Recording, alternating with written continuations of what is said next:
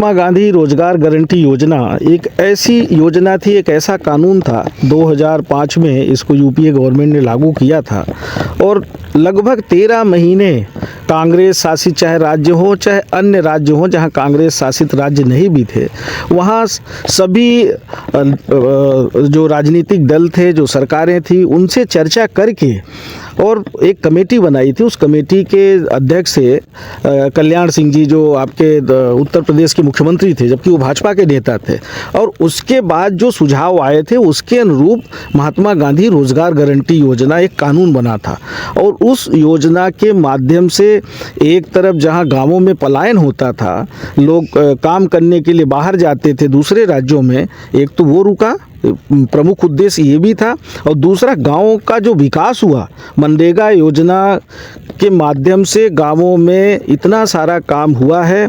अगर उसकी सूची बनाई जाए तो जब से मनरेगा योजना लागू हुई थी तो दूसरा कोई मद वहाँ पे दिखाई नहीं देगा। यहाँ तक कि मनरेगा कन्वर्जन से भी बहुत सारे डिपार्टमेंट भी काम करते थे, चाहे एग्रीकल्चर डिपार्टमेंट हो, इरिगेशन हो, आपका फॉरेस्ट डिपार्टमेंट हो, पीडब्ल्यूडी हो, और पंचायत ग्रामीण विकास तो काम किए ही है। तो गांवों का एक तरफ विकास भी हुआ है, सड़क है, आंगनवाड़ी केंद्र है। यहाँ तक कि जब हम मंत्री थे, आजीविका मिशन के जो दीदियाँ हैं उनका जो क्लस्टर होता है, हर क्लस्टर में हमने 10-10 लाख रुपए का मनरेगा से भवन बनाने का प्रोविज़न किया था। 1000 गौशालाएँ मनरेगा से ही बनी थी, जो आज अनाथ है, जिसको भारतीय जनता पार्टी की सरकार और उनके मंत्री बोलते हैं तो सफ़ेद हाथी है।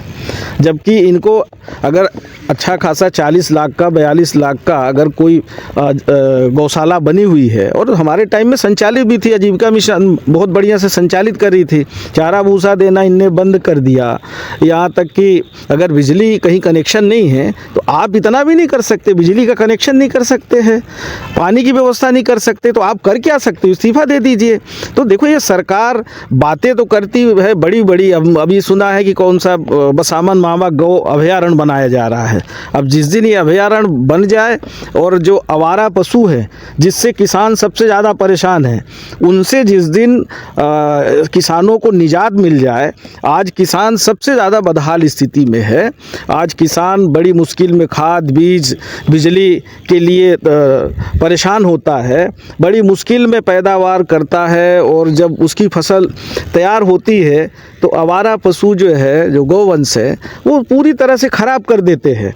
और सरकार पूरी तरह से इस मामले को लेके निष्क्रिय है। सरकार सिर्फ इवेंट करती है, सरकार नए नए नाम लेके आती है। गौ कैबिनेट किए हुए भी 2 साल हो गए। सरकार बनने के बाद पहली गौ कैबिनेट किया था उज्जैन में, और 2 साल में कुछ नहीं हुआ। पता नहीं कितने हमारी गौ माताएं सड़कों पे, या तो जो बाड़ा बनाया था वहाँ बिना चारा भूसा के उनका मृत्यु हो गया।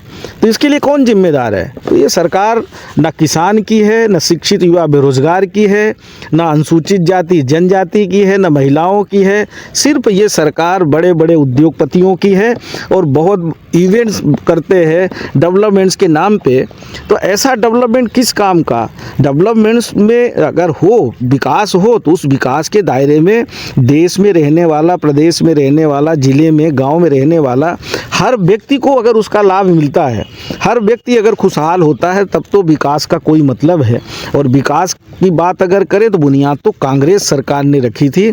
आज जो भी दिखाई दे रहा है, पुराना इंफ्रास्ट्रक्चर, पुराने चाहे महाविद्यालय हो, मेडिकल कॉलेज हो, NTPC, NCL से लेके जितनी स्कूलें हैं, सब कांग्रेस ने स्थापित किया।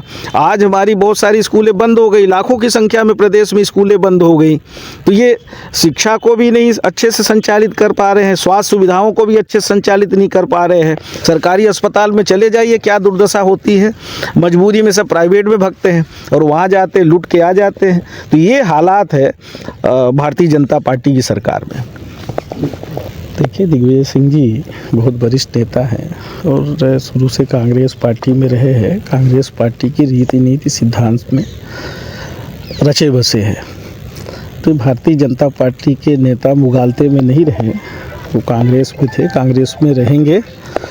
और रही बात बयान की, तो उनका वो अपना व्यक्तिगत ओपिनियन होगा। कांग्रेस पार्टी ने हमेशा आरएसएस और भारतीय जनता पार्टी की धुर विरोधी रही है। आरएसएस का जो सिद्धांत है वो जाति और धर्म के नाम पे लड़ाने का है। यहाँ तक कि देश की आज़ादी के समय भी आरएसएस के लोग किसका साथ दे रहे थे? अंग्रेज़ों के साथ खड़े थे। और पूज्य महात्मा गांधी जी की हत्या करने वाला शख्स भी नाथूराम गोडसे वो आरएसएस से जुड़ा हुआ व्यक्ति था। और ये आज उनकी मूर्ति लगाते हैं, उनकी पूजा करते हैं। तो ऐसे लोगों से तो कांग्रेस पार्टी का कभी समन्वय हो ही नहीं सकता।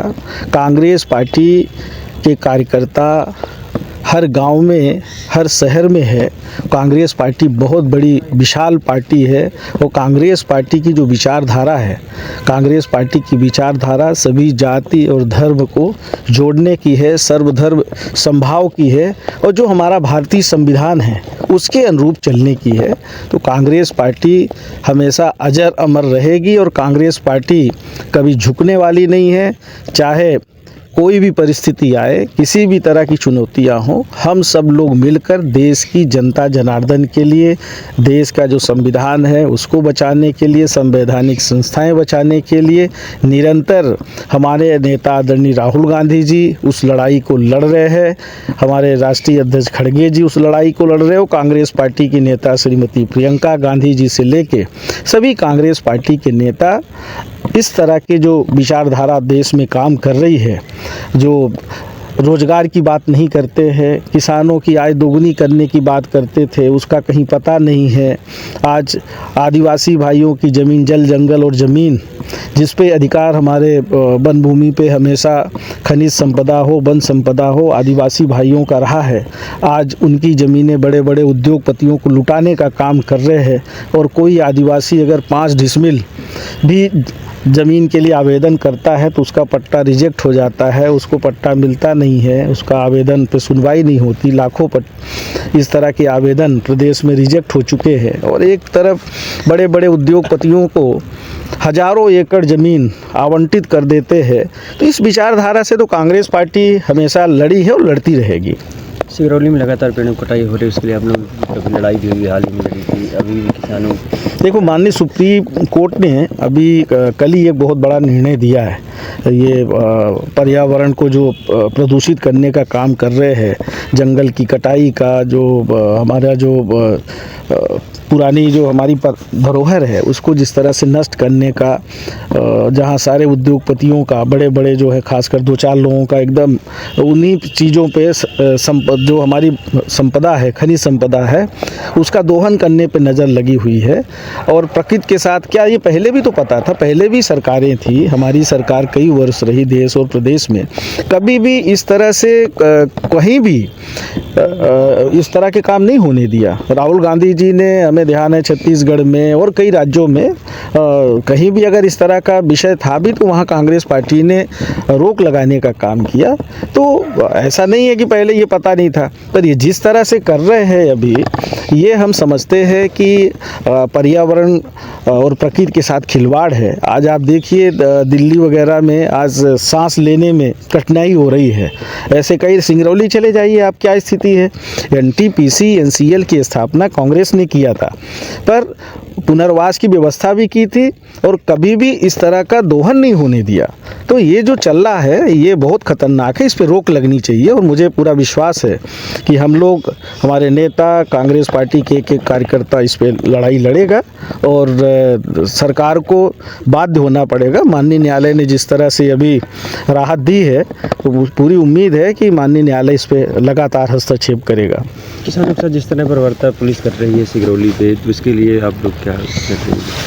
देखिए, हम लोग अभी कल भी एक आंदोलन है, वहाँ भी अधिग्रहण की कार्रवाई, नोटिस वोटिस जारी हो गया है किसानों का, दुधमनिया में है, कल किसानों से ही संबंधित आंदोलन है।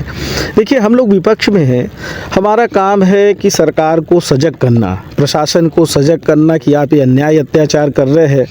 पर अगर अन्याय अत्याचार करने वाले मूक बधिर हो जाएं, उनको देश की, प्रदेश की, जिले की समस्या, आम जनता की समस्या, किसानों की समस्या सुनाई नहीं दे, दिखाई नहीं दे और सिर्फ उद्योगपतियों के बारे में सोचे, तो हम लोगों को तो सिर्फ आगाह करने के अलावा सदन और सदन के बाहर सड़क पे लड़ने के अलावा तो कुछ बचता नहीं है।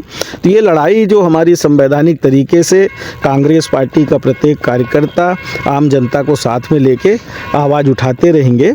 अब ये सरकार के ऊपर डिपेंड करता है कि वो आम जनता के हित के काम करेगी, किसानों के हित का काम करेगी कि सिर्फ उद्योगपतियों के हित का काम करेगी।